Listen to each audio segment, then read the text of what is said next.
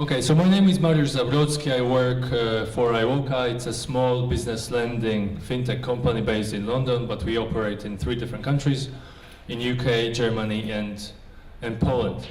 And what I want to talk about today is something that I think we often forget and we don't really cover that much, is why actually we need to automate small business lending. Because usually we talk about how we automate, what we automate, but sometimes it's important to go one step back and think, okay, why we actually need to do this. And I will start with something maybe a bit far-fetched, but you will understand the analogies later. Why do you think prisoners are released early? Like, what's the main factor that actually influences the decision whether to release a prisoner early from prison? So actually there was many different researchers in this area in Israel, United States, and other countries. And they all have in common that it was something around whether the committee ate their sandwiches or not. Or how many decisions they already made, how tired they are. And this chart actually shows that at the beginning of the day, the approval rate is around 60%. And that's the same after each of meal breaks. But the longer they work and the less time is left to the meal break, the approval rate goes down even to 0. Actually, as you can see, around first meal break. And it's quite terrifying, because this is actually impacting really human lives. And the funny thing is, or maybe not so fun, is that actually credit analysts are exactly the same. So this phenomenon is called decision fatigue, which means the more we have limited capacity to make decisions, especially numerical ones, and the more decisions we make, the less capable we are to make them well. So we decide to just stay with what's less risky for us, stay with status quo, and it usually means rejecting the application. And this is not the only bias, of course. There's a confirmation bias, that people see just first information, they already make decision, and they just look for more information which will confirm the initial judgment. Or there is something called recency bias, or broadly speaking, availability bias. So people tend to remember the most vivid examples, like they remember, I don't know, a fraud from the past, from a guy from a certain village with a certain name, and then it influences their decision, often subconsciously. So, to summarize, people are terrible at making complex decisions.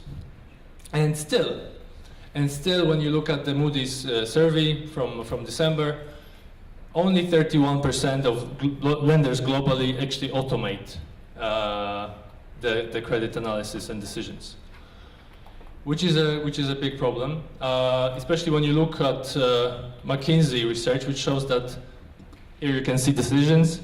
Decisions are the most important part of the whole process in terms of impact on revenue, in terms of impact on operational cost, in terms of impact on risk cost. And so this is quite difficult to read, so I have a simpler list.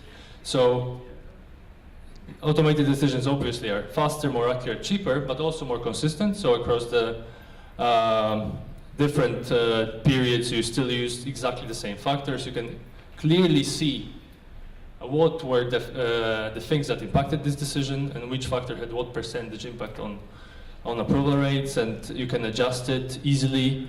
You know, people can tell you, okay, I made this decision because the customer was late with their mortgage. But I mean, they say it, but in reality, usually nobody knows why they made certain decision half a year ago.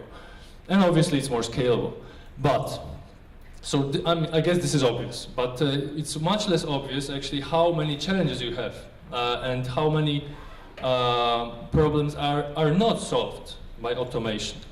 And the 3 most important ones is that quality of input. I mean, this is, if you have poor quality of input, no scorecard can help you. As simple as that. And this is something that that comes to my mind when I hear about blockchain solving all problems of the world. Like, for example, in Honduras, there was this attempt to create property databases, and the problem is you can have blockchain or whatever technology, but if you have very low quality of input data, no blockchain or artificial intelligence will help. The second thing is, maybe you have much less mistakes, but if you do have a mistake in your scorecard, it might be repeated thousands of times, which means it's much more dire in terms of consequences. And also, if you have artificial intelligence learning on the basis of people, they simply replicate all the biases. So this is how it worked with Twitter bots, which became racist, sexist, and whatever else, because they were simply learning on the basis of what people were doing. And it's exactly the same if you will build artificial intelligence, which will learn on the basis of credit decisions of people. They will exactly replicate all the biases that people have. Like what I know, hate people from Radom, or I don't know, people who from certain industry, it will be replicated in the model. So that's about why we should automate and why we should be very careful about it. So maybe now a couple of words about who we are, why AI is so important to us. So we are a small business lender which automated the whole process, not only in terms of pre-approvals, but actually real decisions for customers. So customers can really draw down money after 5 minutes from submitting the application. In the case of amounts up to, let's say, 25,000 pounds. For higher amounts, we have a small part which is still manual, but still we can do it within a couple of hours. And our customers obviously love it. In every country where we operate, whether it's Poland, Germany, and UK, we are #1 small business lender in terms of ratings on Trustpilot, Opinio, or any other platform. We're always 5-star. So this is the thing about our still partially manual process, still learning and developing, but we already achieved quite a big scale. So it's in zlotys, I can tell you also in other currencies, so we already issued hundreds of millions of pounds or euro of loans to tens of thousands of businesses. We have investors from big banks and big private equity funds. We also received many awards. And we achieved this success because there's actually huge need in many countries for this kind of financing.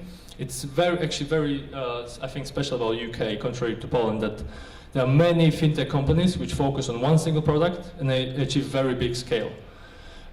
So what you can see here is one of those things that enabled our scale is this orange belt.